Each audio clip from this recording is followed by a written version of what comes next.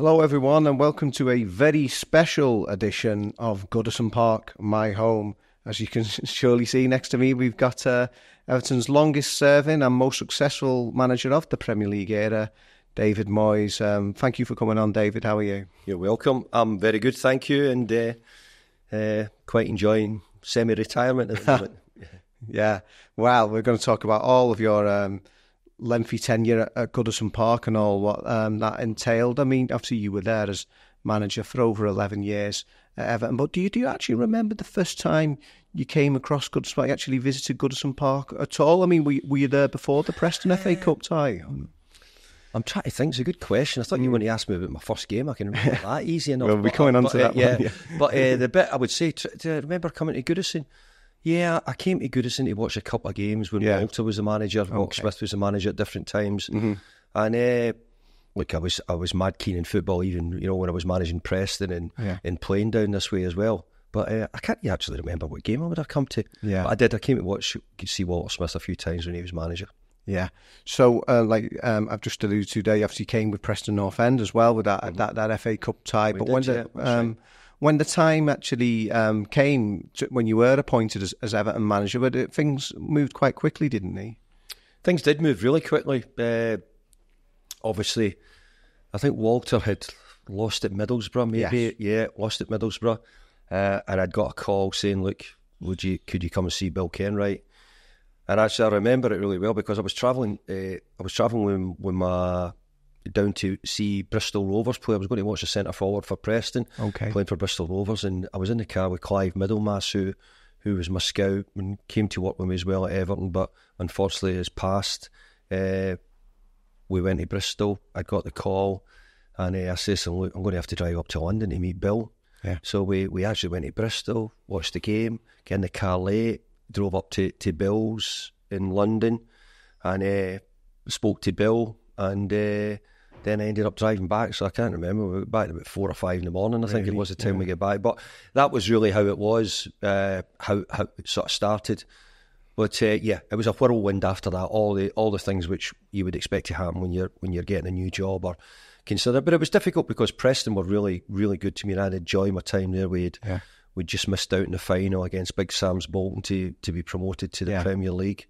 So it meant that it was a difficult decision, but it wasn't. I had been offered quite a lot of other jobs. In fact, I'd been offered a lot of Premier League jobs at the time. Yeah. But there was nobody knows where we are today, but not too far away from here was one of the board members at Blackpool. Yeah. I remember him saying to me, he says, David, the club for you is Everton. Mm-hmm. And I remember I used to bump into him at a few games. I'd go and watch games. He said, the club for you is Everton. And I generally had offers from other teams in the Premier League, and it always stuck with me. The hardest part was one of my big mentors and a good friend, Walter Smith, was the manager in front of me, which was always going to make it difficult. Yeah. Did Walter speak to you at all before that or not? Yeah, I didn't speak to Walter. I spoke to Walter, obviously, but the minute I knew I was getting offered the job, I think the next day Walter lost his job at Everton. Yeah. And my name was getting branded around a little bit at the time, and because I'd met Bill, I went to see Bill, and Walter had sorted their side out, and at that time Walter was living in Lim. So I got in the car and I drove down to Lim, knocked the door, and went in to see Walter before I got the job, and I've got to say, Walter could only say good things about the club, could only say all the correct things, and actually quite difficult when you're a manager losing your job to actually be big enough and have no real regrets and pass it on, because he gave me great advice and obviously supported me when I took the job at Everton. Right, excellent. So when you came in for that first press conference, obviously you've uttered those words, the People's Club, and it's proven a very popular phrase. It's been used, hasn't it? By the club themselves. Have used it since then. I think it irked a few Copites as well. Was it? Yeah. I mean, was it off the cuff, or was it something you'd actually thought about? No, I get asked it all the time, and it was completely off the cuff. Yeah. But I'll tell you what I did do. I get picked up and get driven in for a rush press conference on the Thursday evening. And I remember I'd actually been, I think we'd been off on the Wednesday at Preston, and actually I was in Preston with my wife, and there's people coming up to me, and Everton supporters coming up to me saying, "You taking the job?" And actually, I couldn't see anything at the time, and I wasn't quite sure. I'm saying, "My goodness, loads of Everton supporters." So then I got, they'd confirmed that I was taking the job, and I was coming for the press conference on the Thursday night. And the big bit for me was driving in. It was a lovely evening, and I could see it was a bit typical. It reminded me of Glasgow a little bit. Kids were on the streets playing football. Yeah, I could only see Everton shirts. Could only see all the kids' Everton shirts out in the streets. So that right away made me think, my goodness, everybody here's Everton supporters, full Everton supporters. Yeah. And just because of the people who had approached me, I don't know where it came from. It's certainly not in my greater knowledge to come up with a thought of saying this is the People's Club. Yeah. But it made me think that all the people supported Everton. Yeah. And all the people in the city supported Everton, and all the people I was talking to supported Everton. Yeah. And it just came out, the People's Club. Yeah. And that first game against Fulham, I remember actually it was very different in that you were going out with the drills beforehand. That's something you used to do a lot in those early years. I mean, I guess you weren't that much older than the players at the time as well. No, it's changed so much now that it's unbelievable amount of staff. At the time when I was manager at Preston, we had an assistant manager, Kelma Hanlon, and I had my physio, Mick Rathbone. Okay. And that was it. And we were had to warm up everybody. So I had to play a part in that, and I had done it. And I'm not saying it had got me some success, but we had been pretty good. We kept at it. And when I got the job, I couldn't sleep the night before the game, my first game, because I'm saying Premier League managers don't go out and take the warm-up. Mm-hmm. Premier League managers don't do that. It wasn't done. Yeah. But I felt if I was going to be true to myself and what had probably helped me get the job, stuck with it.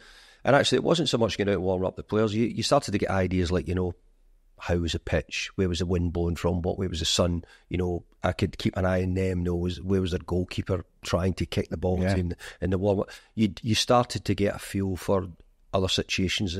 So I used that as my reasoning for probably going onto the pitch. Eventually, it drifted away as staffs got bigger, etc., etc. But look, I see plenty of managers now, and I still do today, or have done recently, where I would always go out onto the pitch. I wouldn't be involved in the warm-up, but I'd go out and make sure that I was just keeping an eye and seeing how things are looking. Yeah, and they certainly were warmed up, because David Unsworth put the ball in the back of the net. Was it less than 30 seconds into the contest? I mean, do you remember much of the game at all? Is it a blur, or do you? No, I remember a good. Strange enough, I remember quite a bit of it. Yeah. I mean, the build up to it was very different for me.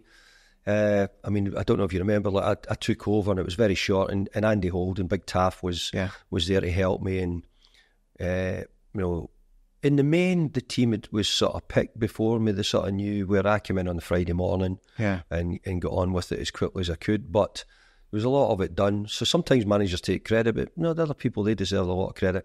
The only thing I did do is I changed the captain. Yeah, I changed from Davy Weir to Duncan. Mm-hmm. I thought that maybe we needed a big lift, and the crowd a big lift, and a little bit of change. And Davy Weir was fantastic and great when I told him. And Duncan was just big Duncan when it came to it. And if you look at the 3 or 4 or 5 games which we had at the start, it was probably a really good message. It changed things. We got some really good results. But Unzi scoring after 20 seconds or so was fantastic. I think Thomas Rosicki might have got the second one later on. Was it? Yeah, Thomas, and I think Tommy Grabson got sent off as well, didn't he? So obviously you were Tommy got sent off, and then obviously our next game was away at Derby, where we won 4-3. I was going to say 5-2, 4-3, and Duncan gets sent off. Right. So we'd started off not great in that department, but we did 2 brilliant results. And at that time, it's a bit what happens now. If you're taking over a team who's in relegation trouble, you're needing to try and get things going, and we certainly did. Yeah, and obviously it was a big job in terms of the personnel, and obviously some of the senior players. Obviously Paul Gascoigne had gone out quickly, and then David Ginola at the end of the season. And you were bringing in young, hungry players. I mean, how much out of that was necessity, and how much was like your sort of philosophy for the club? Well, part of it, let me tell you, is when I was agreeing the deal, and it was actually in the Haydock Thistle Hotel. We done it, me and Bill, when I was doing it. and we shook hands on a deal. Bill says, David, I'm able to give you $5 million a year to spend. And I says, fine. I says, but here's my side of the deal. What I want, my side of the deal was that you don't sell any players without my approval. And I can do anything I want with the players. I can take them to the best hotels. I can take them away. And we shook hands on that deal. Yeah. So that was it. Now, what also in the back of that is if I sold players or we got money in, then we could add that on top. But he could only guarantee me $5 million every year. So I was fine at that time. And that was really how, before the people left, Paul was on his way out to Burnley, which was a nightmare for me because the following, I took the job obviously on the Thursday or the Friday, and the Friday morning really when I was introduced, or the Thursday night I should say, Gaza was going to sign for Burnley, who were due to play Preston on the Tuesday night, and were a big and I didn't want Gaza to play for Burnley against Preston. So I was actually saying, I'm going to have to keep Gaza here. I'm going to have to find they would go mad at Preston if I'd done it. So, and but that time we had David and we had Paul and whatnot. So there was a lot of things for a young manager to come in and sort of take charge of. But as we just mentioned earlier, a couple of the really good a couple of good wins certainly helped us. Yeah, and obviously talking about hungry young players, there's the people you brought in, the likes of Joseph Yobo that first summer, but I mean you obviously had one at the club, the biggest talent of all, Wayne Rooney. I mean, just what was he like as a manager? How do you actually go about handling somebody at that stage? Because he's only 16 years old, but an immense talent. Unbelievable player, as we all know, so we don't really need to mention that too much. Everybody knows that, but I think how you handle any 16-year-old is very difficult. I don't think it comes with there's a book that tells you how to deal with it. And obviously he was a proper Scouser. Yeah.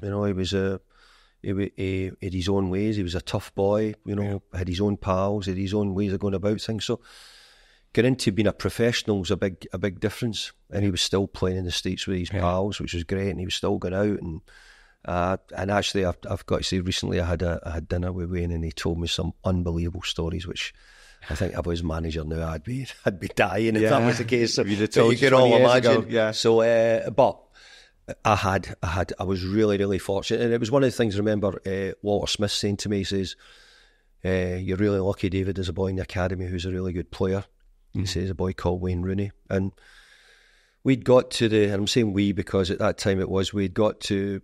The youth team had got to, I think, the semi-final. We're playing Tottenham at Goodison in the semi-final. But I mean, the final actually of the FA Youth Cup, I think it was. Yeah. And Wayne was playing, and I remember watching him went down, and I said to him after, I says, "You'll be the first team next season." As it was, I think we had him on the bench against Southampton. Right, yeah. Had to get him out of school and bring him down to be on the bench. I think it was at Southampton. Yeah. And the way he played that season, because you had to be careful with him because he was such a young boy, and obviously use him as and when. But of course, when he came on as an impact substitute, the Arsenal game. I mean, that must have been one of Goodison's magical moments, because I mean they were it wasn't the Invincibles at the time, but they were league champions, and the England internationals like Seaman in the side and stuff like that, and just to come on and score that goal. And I think it's the commentator, Clive Tildesley. Yeah, was it? Remember the name, remember the goal, remember the goal, remember the name. It was something along that lines, which was correct. But at that time I was getting a lot of criticism because Wayne was obviously coming through, and we still had people like Kevin Campbell, Thomas Rosicki. We had forward players who were more experienced, and Duncan. With all those players. So to put Wayne in front of a lot of them at 16 years old and be a centre forward wasn't an easy thing to do. So we had to find ways of getting Wayne games with a little bit playing off the left or playing off the right when we needed him. And it wasn't his role. But quite often you find it when you're young players. I've got a thing about maybe young centre halves might start their careers as full-backs and then go back in, and midfield players, even I think of Mikel Arteta came was about to play him off the right when he was a central midfield player. You don't always get your own role immediately, and you have to sort of earn it, and you have to take your time. Wayne was a bit like that, but there was huge pressure to play Wayne because he I think everybody could see his talent, and everybody was desperate to see him. Yeah, I mean, considering where the club had been, I mean, that was a great first season, finished 7th. I mean, I don't know privately whether you thought it could have possibly be even higher, but considering that Everton had only had 1 top half finish in the previous decade, I mean, you went on to have 9 top half finishes, but to go from 15th to 7th, obviously that was a big leap for that first season. It was incredible, and it's a bit like I've done it a couple of times now. I think that we've been able to jump, but again, to try and get a team to go so quickly. Mm-hmm. But we finished the season with a bit of momentum. Yeah. When we said we avoided relegation, we felt good. It allowed us then to start thinking of how we could make it a little bit better. And a bit like saying it was my plan to sign lots of hungry young players a little bit.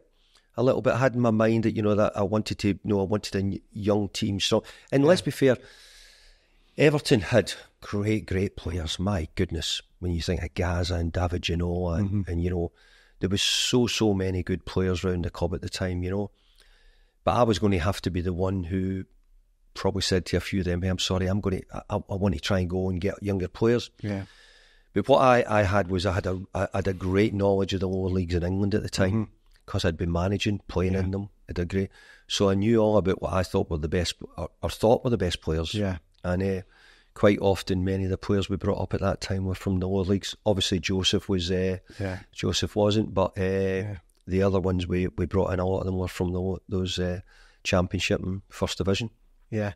We're obviously going to talk about all those great times ahead, but obviously the second full season was a real disappointment, certainly the way it finished, because you got yourself safe. I remember the Good Friday game, Tottenham Hotspur, and then everything was all right. Everton weren't even in a relegation battle that season, but then things tailed off badly at the end of the season. Seeing as you've had so much success since then, are you able to look back on that period and wonder just what went wrong for you? Well, I had a saying that I thought Everton always avoided a relegation. And at Easter they would avoid relegation and then turn off. That was the way I went into the job, and I said... And I was angry, and I actually remember telling the players several times, "I'm not having this anymore, so you can decide. I'm not. If you think that we've got safe now, you can say it's over and done with. I'm not having it." But that first year was probably my only year where I felt the year where we finished after the first year. It was the only year where I felt vulnerable in that period, because I thought this shouldn't really be the case. We've actually done really well. Yeah. But again, it's where we are in football now, though. It took time to build it, and lucky I did it. Sir Philip Carter, Bill Kenwright, people who were really sound men. Sir Philip Carter was, I can see him hosting the dinners and and a lot of the meetings, and he was a great man who sort of knew where it was and wasn't going to panic or press a panic button because things hadn't gone well. But obviously I'd known myself. I think we lost heavily at Man City, maybe. Yeah, the last game of the season.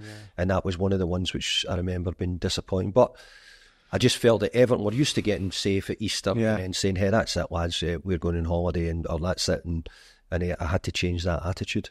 Well, perhaps that was a line in the sand, because obviously after that you went on to what remains the club's highest ever Premier League finish, 4th. And I mean, going into that season, people would say, "Wow, they just finished 17th from 39 points. Wayne Rooney's gone to Manchester United. Yeah. You're seemingly at your lowest ebb, but you've somehow gone and shocked the football world." Yeah, I think we probably bought quite well as well. And I think when you sell your best player and it's how you can sort of reinvest the money to give yourself the best value, and that's what we did. We brought in quite a lot of good players. Not everyone's top player. It's very difficult to be a manager and get everything right, but I think at that time we brought in players which were suited to me. Yeah, and I hope in a way suited to Everton as well. We had a great year. That year was a brilliant year, and finishing 4th at that time was 4th. It was was an incredible achievement at that time. Because you remember, it was very difficult to break into the top group of clubs. It still is in the Premier League today. But when you think of the teams that were trying to finish above, and obviously one of them was Liverpool as well, which was really important for the Everton supporters. Yeah, you mentioned those signings. Obviously, that was the summer you got Tim Cahill, Marcus Bent came in. I think you'd had Kevin Kilbane the previous summer. Those sort of really hard-working players that I think that the Goodison Park crowd appreciate. Yeah. Well, I think, no, if you're going to build something, it's very difficult if you can't start with a level of foundation. And I think we see a lot in football now. Everybody wants the Picasso right away. Yeah. You know, you don't get it anymore. You know, you've got to be willing to go through the stages and build up and get ready to. It's so, unless you have got incredible money to do it. So in most of the teams, and certainly what I told you, you know, Bill had said 5 million, but if you get a bit more, you can spend it. If we sell players, then you'll be able to use the money. And that was the way we worked. And generally, we didn't have loads, but because of that, it kept us looking. We had a brilliant scouting department at Everton. Mm-hmm. We had lots of people, you know, the amount of scouts who were on the streets of Liverpool trying to pick up all the best young players. Yeah. And if you look at, you know, through that time, you know, we did, and we gave a lot of boys debuts, and we put a lot of boys in around it. So they had a brilliant scouting network, and there's a really good academy set up at that period, which was positive, because I think when you've got that, you feel as if, hey, good academy, teams are doing well, young players, you know, threatening to come through, and we did that at that time. But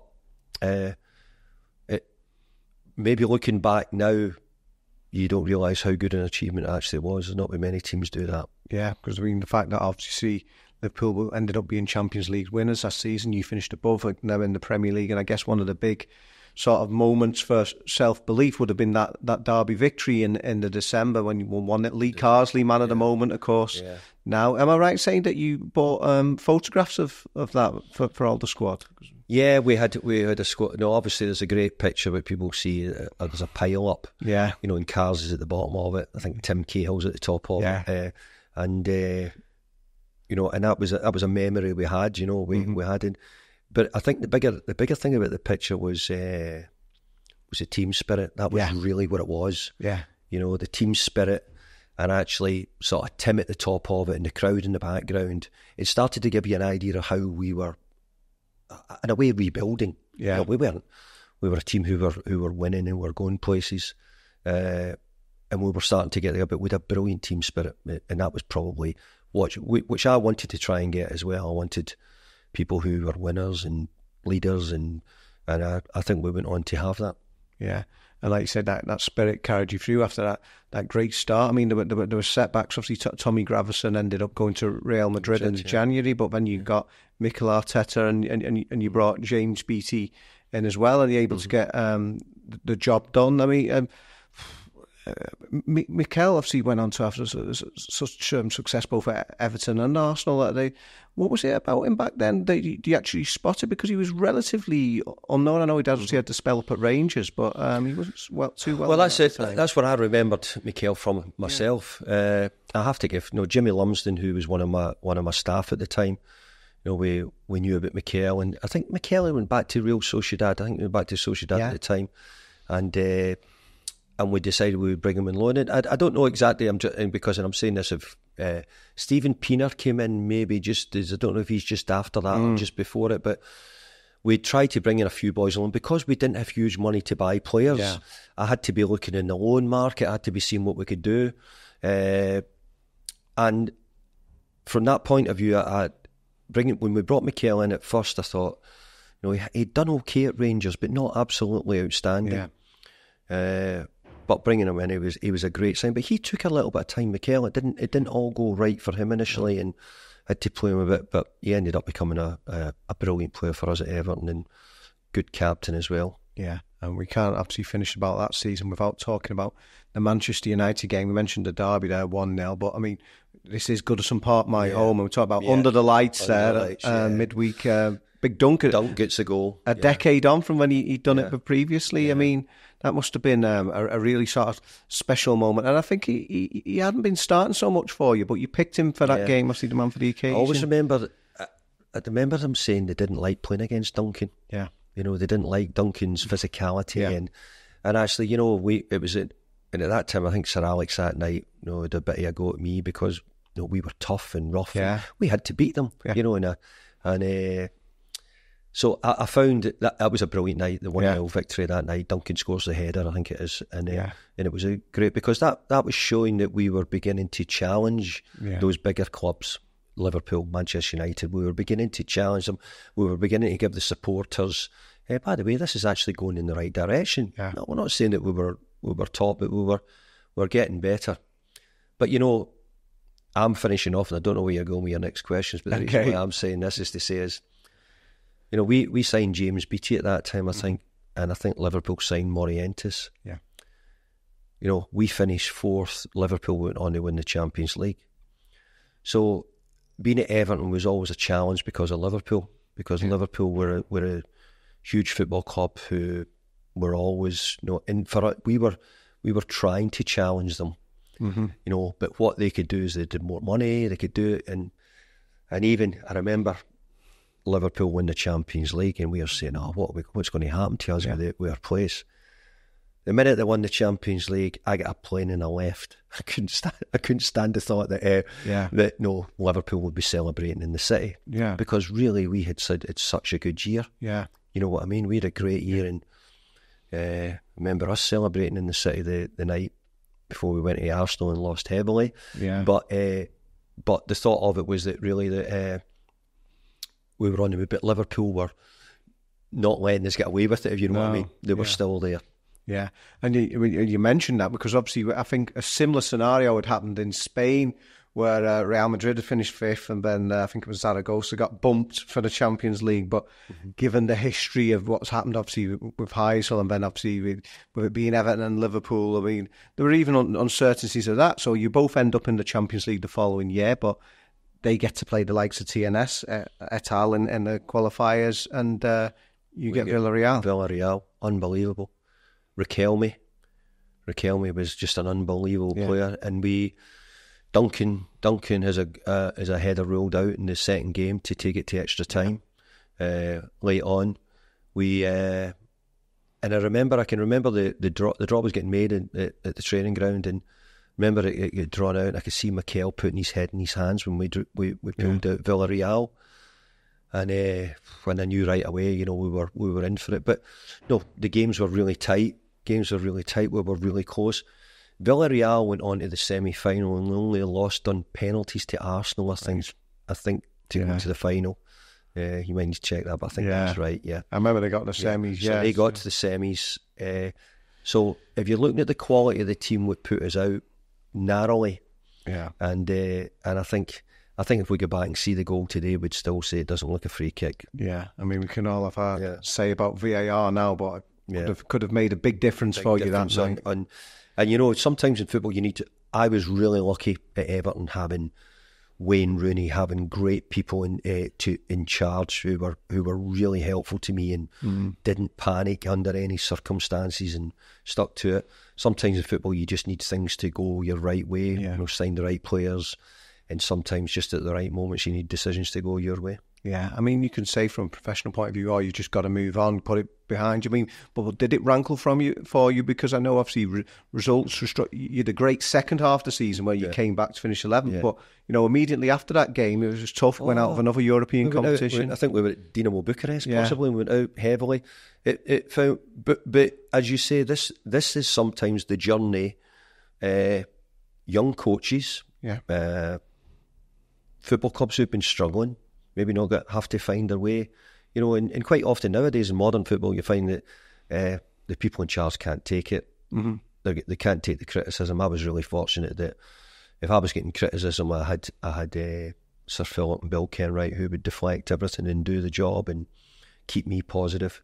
But I was a hungry young coach and fighting it and wanting to challenge everybody out there, and we just kept the rebuild going, really, and we kept picking up season after season, really. Yeah. So interesting, just take a bit of a sidetrack there, based on the point you just said, because my understanding was when you were Everton manager, you very much controlled many aspects of the club. Obviously, we have head coaches now, and it has changed, but you did a lot of that recruitment yourself, because obviously the start of the following season, 06-07, is when you managed to get your business done early. You get Tim Howard in through the door early, Andrew Johnson, Jolyon Lescott, who I believe you scouted many times yourself. I mean, is that how you preferred it?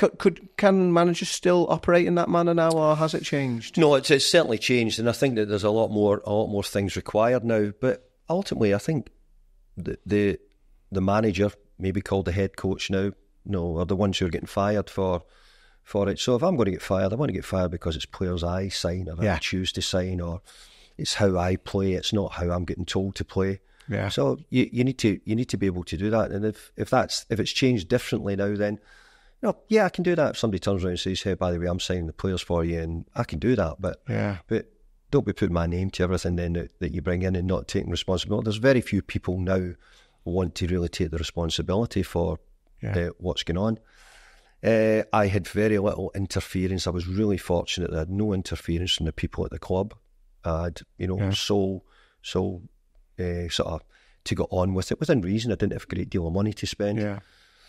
But you mentioned that there is. We watched Joey, I think, about 24 times live. Yeah.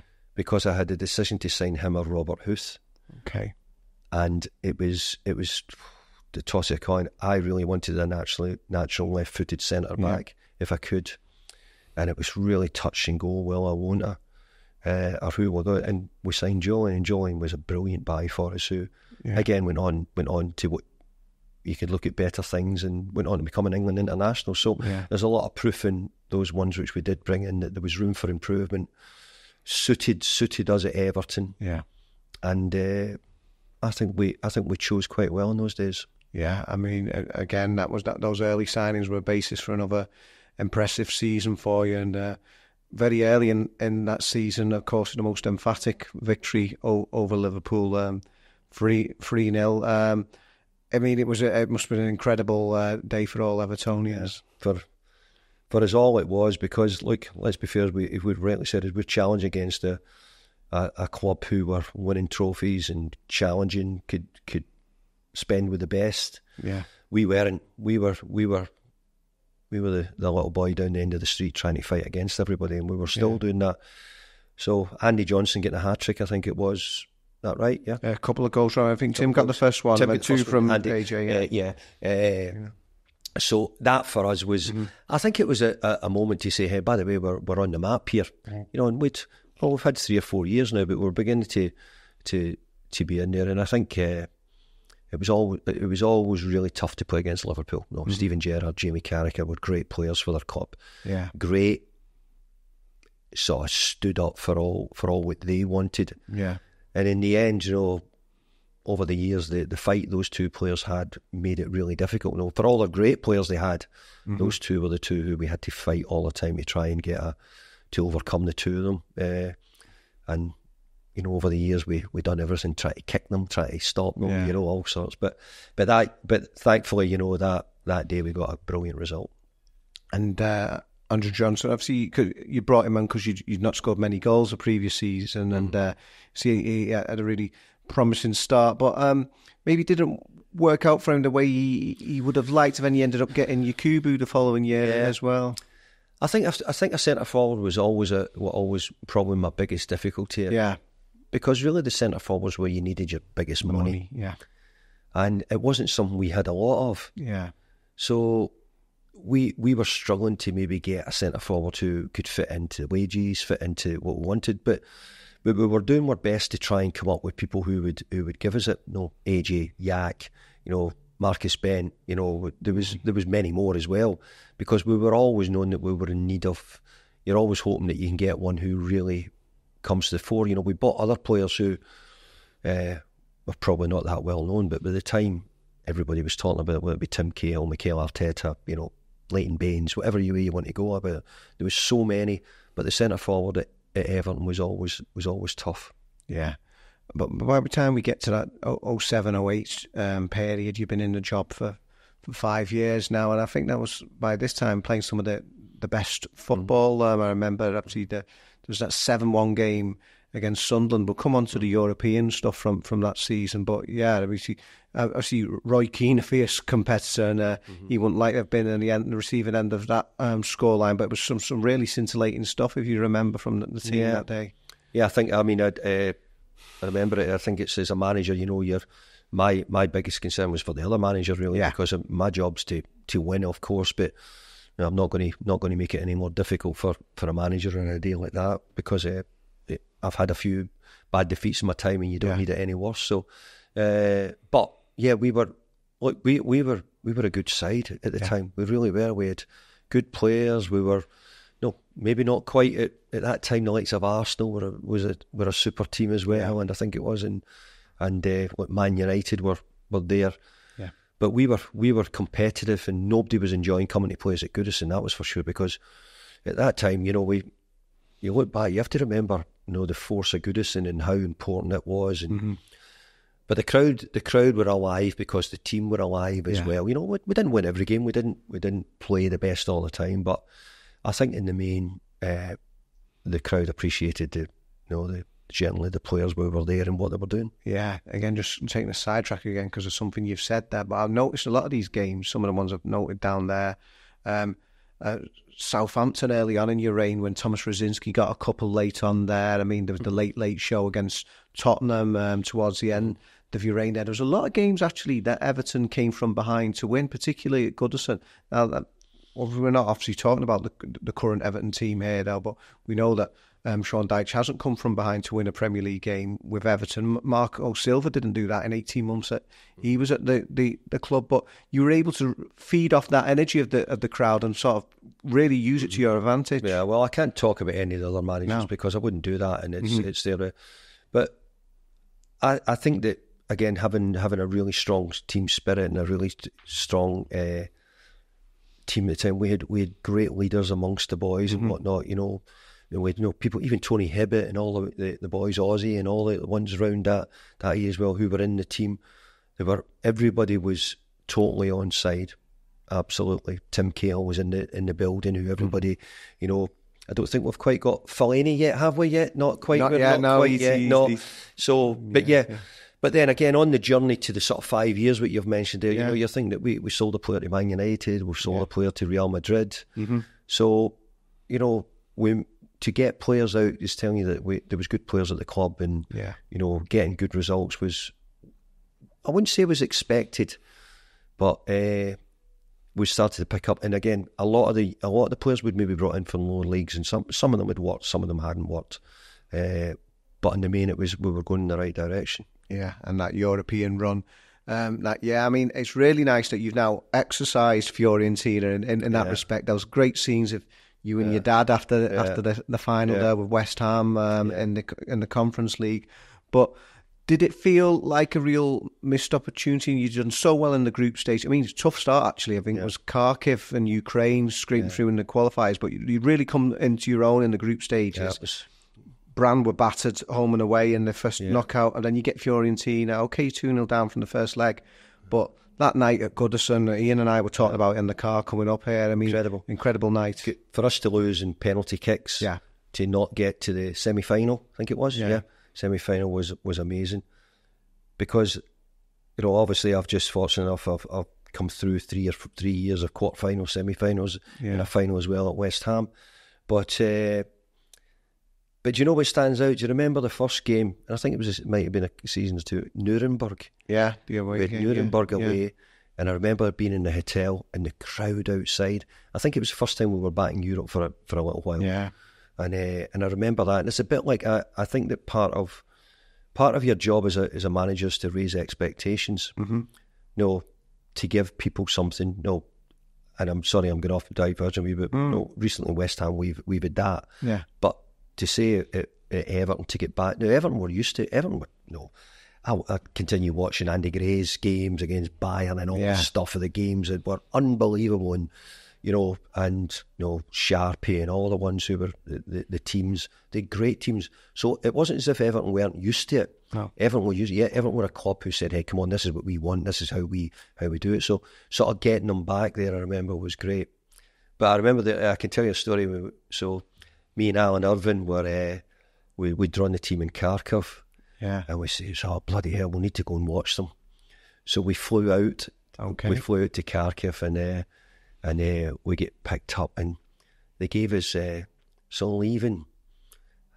I think it was a club of that. They gave us 3 or 4 bottles of vodka or whatever, Okay. So we were, and we we were, how are we going to get them? So we just walked on the plane. Remember, the plane was that bad. There was people standing at the back of the plane. I think we're flying from Kharkiv to maybe to Moscow or something to fly, but I don't, maybe somewhere, don't know where it was, right? So we had to land and change, and we had to drink just in poly bags on the plane, you know. And we got off and we had to wait, and we walked outside and gave it to a couple of boys who were sitting in the streets outside because we'll never get this back in the country anyway. Yeah. But it was, but then I think Victor scored the goal the night in Cardiff. Yeah. Victor scored the goal, which got us off and running, and it was great. Yeah. Great. But the Fiorentina, the game out there made it difficult, but it's really difficult to win against some of the real big Fiorentina at the time, were a big club, and then for us to get it back to 2-0 at our place. And I think, did Mikel, I said this to Mikel a few months ago, did you miss the penalty? And he says, no, it wasn't me. Did Phil Jagielka miss? Was it? One? I was with Jags the other day, actually, so... We're probably keeping quiet. Yeah. So, but no, and really it was a big opportunity, and we got it. And, what the supporters wanted at Everton was us to win a trophy, whether it be the FA Cup, whether it be the League Cup. They wanted to win a trophy. And, I mean, if it had been a European one. But when you look back now and you said, no, we're getting Everton to quarterfinals of the Europa League now, you wouldn't say that's a bad state to be in. No, you wouldn't think so. No. So, sometimes you forget that it was actually quite a good time. Yeah. And going on to that, as you just mentioned, the following season is when you reached the FA Cup final. But of course, at the start of that season, you've mentioned him already, big Marouane Fellaini. I mean, Lee Carsley jokes that you had to spend all that money to go replace him, break the club record. But I mean, just bringing Marouane through the door, I mean, that's a tale in itself, isn't it? How you went out there to sign him. Standard Liège had played Liverpool, I think, in a game at Anfield, and we got to watch him. We thought, boy, he's not bad. And actually, then we went out, we followed it after it, because, as I said, we had a great scouting team. Yeah, all over. When you think of, the players who came in and the scouts who done it, the manager will get the credit when they're good, and you get the criticism if they're bad. But I had great help with the scouting network at the time. We had a brilliant setup. So we ended up going out to Standard Liège after it to watch the second game, and then we worked on site when we said, hey, by the way, we're having a bit of this, boy. Yeah. But the deal was getting done. It was deadline day. We were in London. I was with Bill. We were in the Ambassador Club, and we could not get an agreement with the agent. And I think it was a club we couldn't get an agreement with. We couldn't get an agreement with the club. And we were in there at, I don't know, 6 o'clock at night. Might have been later.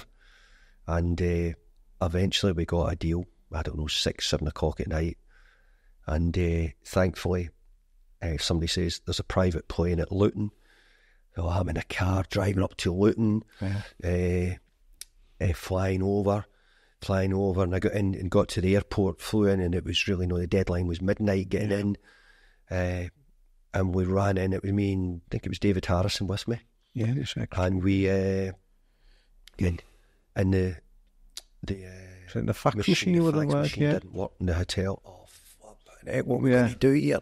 So I genuinely think we were probably over time when we got it done, but we got fairly done. Yeah, and didn't he go on to be a brilliant player for us, and someone who, folk think that we were buying a certain time. Felly was a great footballer, and I'm glad to hear he's just retired and he's had a brilliant career. Yeah.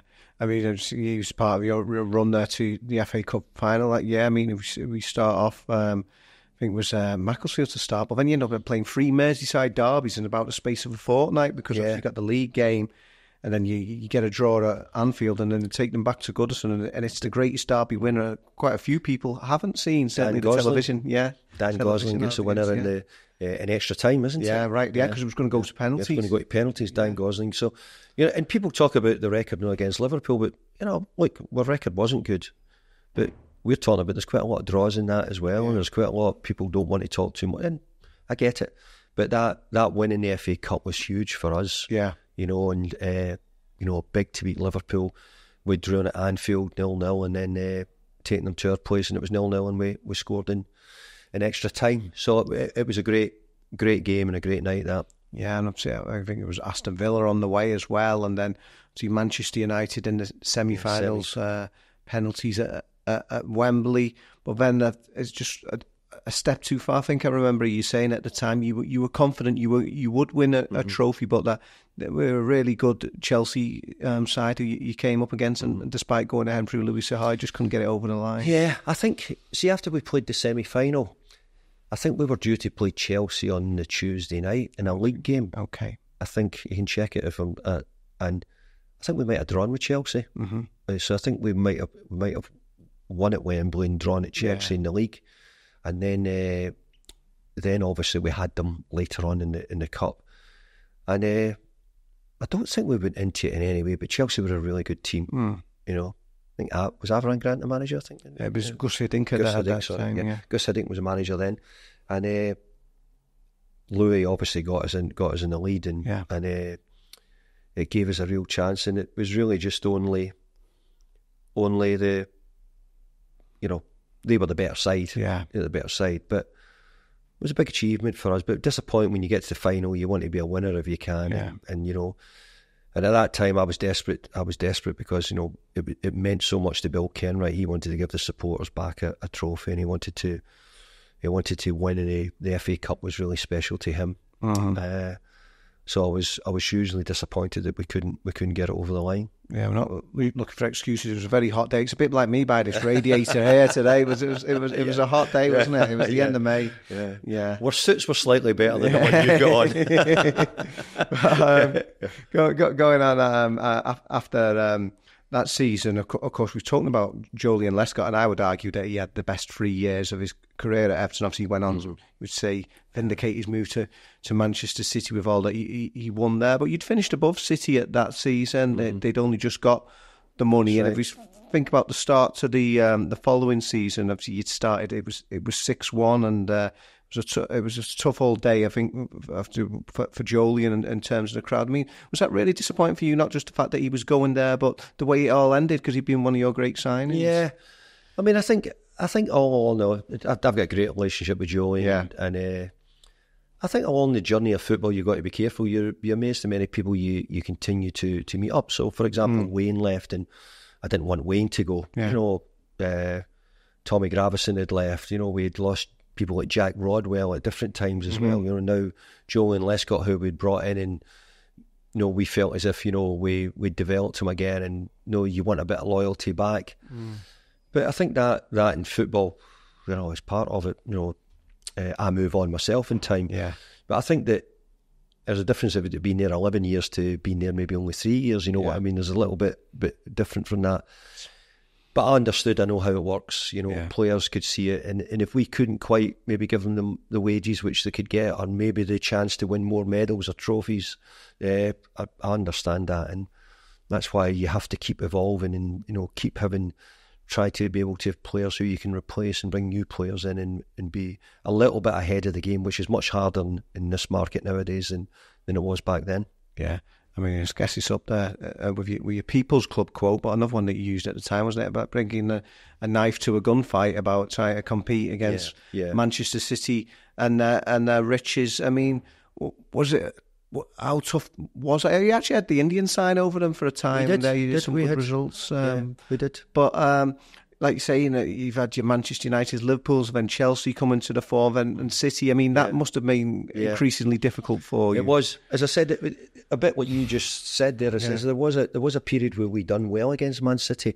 We didn't actually mind playing them, but they picked up and they improved as they went on as well, and they took a wee bit of time to. Well, they took more than a little bit of time, but at the level they're at now, but they were on the rise, Man City. Yeah, they were certainly noisy neighbours for Manchester United at that time, and we were doing okay against them. Our biggest problem was Liverpool. We had to keep trying to fight against Liverpool every year and keep challenging them. Yeah, I mean, so around that time, actually, that's the season. I was just checking my notes there, and that's when Landon Donovan came in, so you had to be creative again with the sort of deals you were doing. Yeah, again, it was sometimes people say in football that the money's always the most important thing. You know, sometimes it's not. Sometimes you have to try and work yourself, and first of all, you have to try and be as good a coach as you possibly can be. You have to try and get organised teams, you know, being able to But ultimately, the better players will probably come through. So we knew that we couldn't always get the best players, and that's why, even if you look, we loaned Mikel Arteta, we loaned Steven Pienaar. We brought those players in on loan, and we brought other players on loan who didn't work. We sent them back out.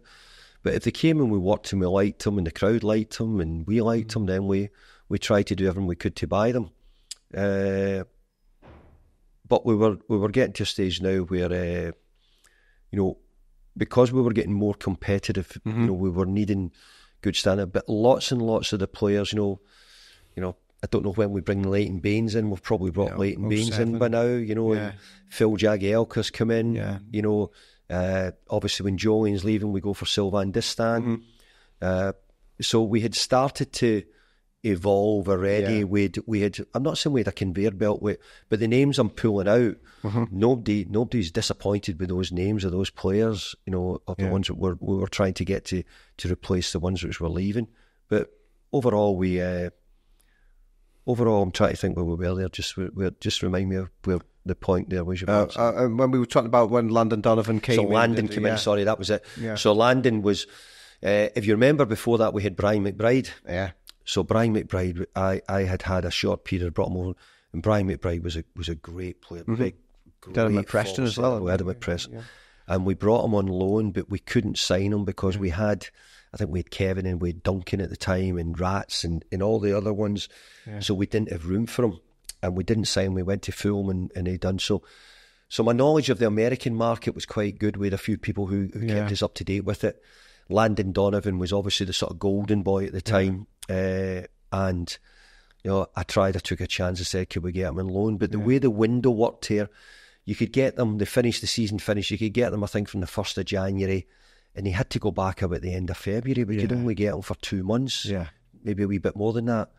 But it was great to have him, and he was a great sort of boy to bring in, big name for us at the time, landing huge in America, as was Brian McBride, and they were really important for us, Yeah, I mean, again, just taking a sidetrack based on something you said there in terms of the evolution of the side and the way things were changing. I mean, the game was changing as well. I mean, in your current role now, as a UEFA observer, you're looking at the technical aspects of matches, stuff like that. I mean, your time at Everton would also have, I think, one of the biggest changes in the game was the change for the full-backs, because you've got Tony Hibbert there, great club servant, but famously, other than his testimonial, of course, I think when you said you had the wrong guy in free kicks, never actually scored a goal for the club, but then he gets replaced by Seamus Coleman, and him and Leighton Baines on the other side are sort of very different kind of full-backs. Given that the start of this conversation is going back to 2002, 22 years ago now,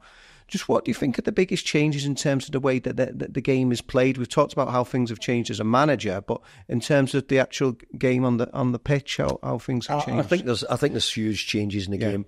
It would probably take me about 2 hours to give you my feelings. But if I could go back to Seamus and Bainesy, I think at that time Seamus and Bainesy were as good at attacking fullbacks as I was. Bainesy was, I think, was the biggest assist maker as a fullback. And if you're talking about themes in football, well, there's probably a lack of maybe overlapping fullbacks now, if you want to call it that. Baines and Pienaar had an unbelievable relationship on the left-hand side, probably one of the best, the combinations they had. And Seamus it was difficult because Hibble was steady, never let us down. But Seamus was suddenly showing more speed really quick, getting forward. We'd sent Seamus on loan for a year at Blackpool just before he came back and broke into the team. But we had good players. We wanted to cross the ball. We wanted to put the ball in the box. And probably what I said, we've probably always been missing maybe an out-and-out 9. But having the likes of Cahill and Fellaini meant that we wanted those sort of balls in the box as well. We had great headers of the ball, and we wanted to do that. So, like football, the changes in football are huge. But the likes of Bainesy, the way coming into the team and what Bainesy done for us as well. Sometimes you forget the group of players who come in because there was so many good players arrived in over the 11 years. Yeah, and we're up to about 2010-11 by now. And I'm just remembering that game against Manchester United, 3-3. You were actually 4-4. Sorry, the one at Goodison. The one at Goodison, up to on the 4-4, yeah. Yeah, because you were losing the game there, and then you pulled it back to 3-3, and you actually had a chance of winning it. And I think that's the sort of thing that the Evertonians appreciate, because at the end you came on there, you were not best pleased, but you were standing your ground. You were backing the Blues. They like to see the passion from the managers. Yeah, no, they do. I think that. Yeah.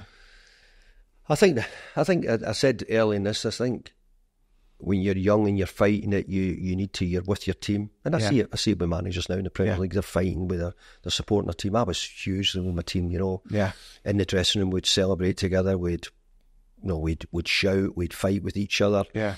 But we all knew what it meant, and to be fair, I had people like, don't know if we've got Phil Neville in yet. I don't know if we've got Tim Cahill and Mikel and then Jags, and we had, and obviously Tim Howard was a huge part of the team as well at the time. We had a group of real fighters and winners and leaders as well. Yeah.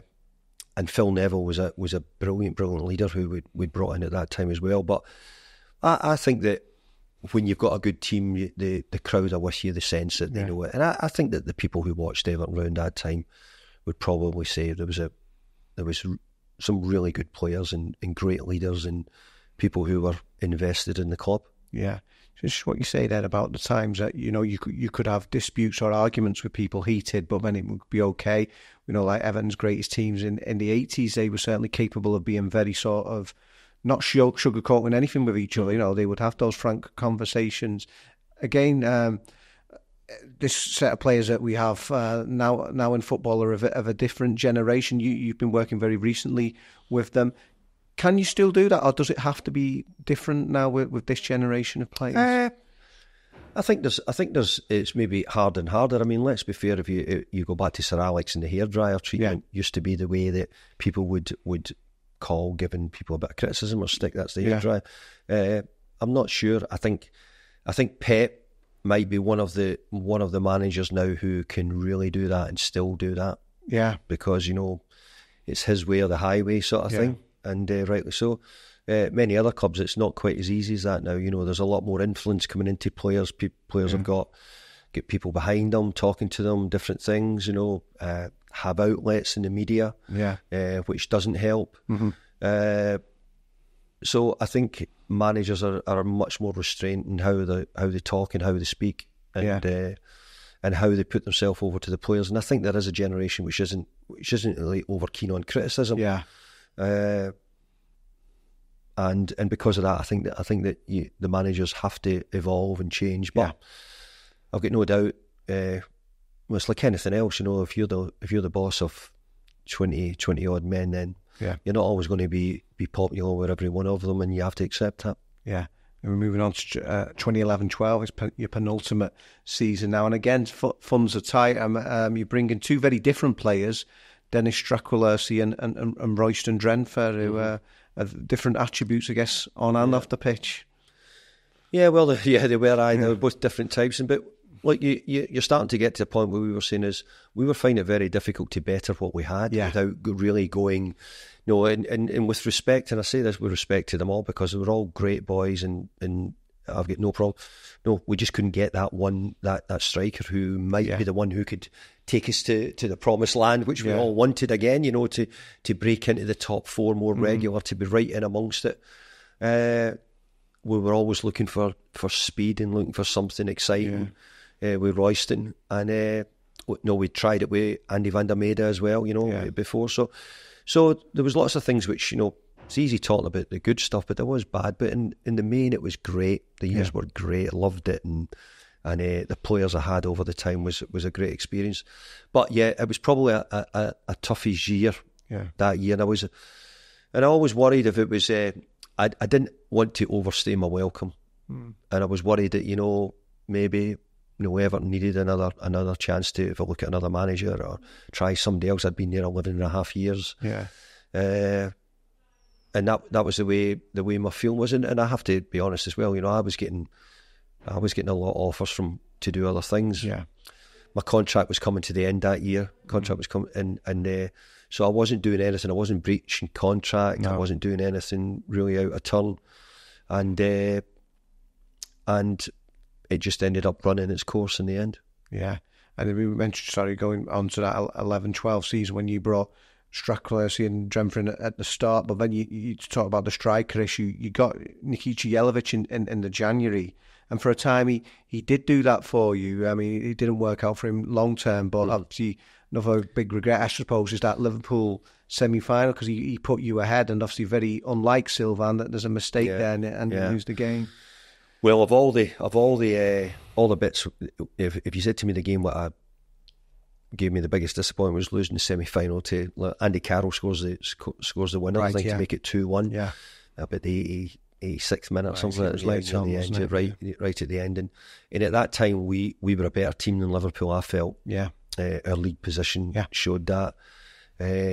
But to lose the semi-final was a huge blow to us, because I really thought we were on our way to another final. But let's be fair, to play Liverpool in any game would always be difficult, and it was then. Yeah, and as you've mentioned already, that the final season, as you're in the last year of your contract, I mean, got off to a great start. Manchester United 1-0, big Fellaini under the lights there at Goodison, and I think there was that was the 2-1 against Spurs we mentioned already, the late comeback as well. Yeah. So it got yourself in a good position that year, and also sort of maintained the momentum all the way through, despite what was maybe happening behind the scenes then. Which was, you need to. Where did we finish the last year? Where did we finish? Sixth.